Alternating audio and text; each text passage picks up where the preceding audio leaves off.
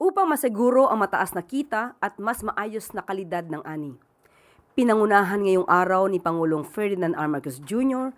ang inspeksyon ng Abdatali Warehouse and Drying Pavement sa Isabela. Ang naturang pasilidad ay may kakayahang mag-imbak ng hanggang 14,000 kaban ng palay. Isa din itong drying facility na kayang magbilad ng mahigit 3,600 kavans.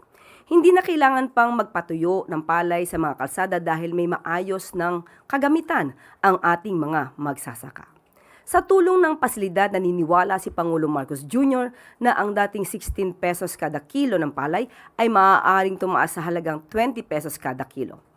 Bukod pa rito, nagpapatuloy din ang sa pamamagitan ng pamahalaan ng fuel at fertilizer subsidy upang pagaanin ang tumataas na gasto sa produksyon. Isusunod na rin dito ang tulong pinansyal sa ilalim ng Presidential Assistance to Farmers, Fisherfolk and Families.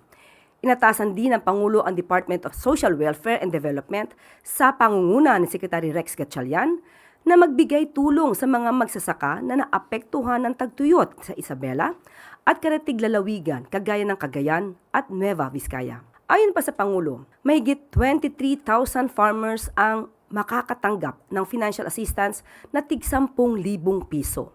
Nakikipag-ugnayan rin ang Department of Agriculture sa pangunguna ni Secretary Kiko Tiu Laurel Jr. sa provincial government ng Isabela upang magbigyan ng karagdagang tulong sa mga magsasaka. Namahagi rin ang pamahalaan ng high-yielding corn seeds para sa susunod na panahon ng taniman. Bago pa ito, nauna nang inatasan ng Pangulo ang DA na siguraduhing lahat ng mga magsasaka ay makakagamit ng cold storage facilities at iba pang pasilidad pang-agrikultura. Ngayong araw din ay binuksan ang Onion Cold Storage Facility na mapapakinabangan ng 1,500 farmers mula sa Isabela at Nueva Vizcaya. Kaya ng nasasabing facility na mag-imbak ng 20,000 bags ng sibuyas. Makakatulong din ang pasilidad upang maiwasan ang pagkasira ng 4,000 to 7,000 bugs. Iwas na sa pagkabulok, dagdag pa sa kita ng ating onion farmers. Ang mga hakbang na ito ng Pangulo ay patunay lamang sa pagbibigay importansya ng pamahalaan sa pag-angat ng kabuhayan ng ating mga bayaning magsasaka at mangingisda.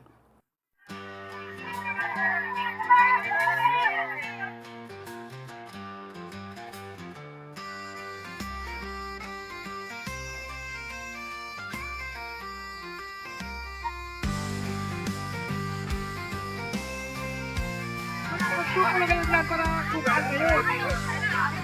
Suko na kayo.